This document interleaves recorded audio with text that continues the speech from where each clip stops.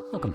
In front of me is an Oscal C20 Pro, and today I will show you how we can go through the setup process of this device. To get started, find your desired language from the list. I'm gonna stick with English, and then click on Start. Here you can insert your SIM card if you want to.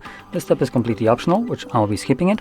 And then you have Wi-Fi connection page, again optional, you can skip this, but if you do, skip both of those. You can see that gives you a notification that you won't be able to log into your Google account throughout the setup process, restore apps and data, get software updates, and automatically set date and time. This all can be changed later on after the setup. So here we have the date and time. Next we have Google services like location, scanning, and sending user and diagnostic data.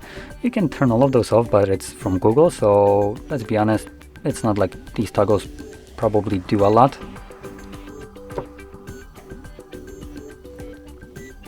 Next you can select a screen lock. You have option between PIN, pattern, and password.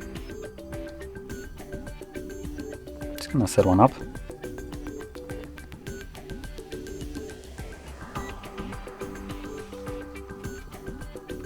And as you can see, this finishes up the setup. So if you found this very helpful, don't forget to hit like, subscribe, and thanks for watching.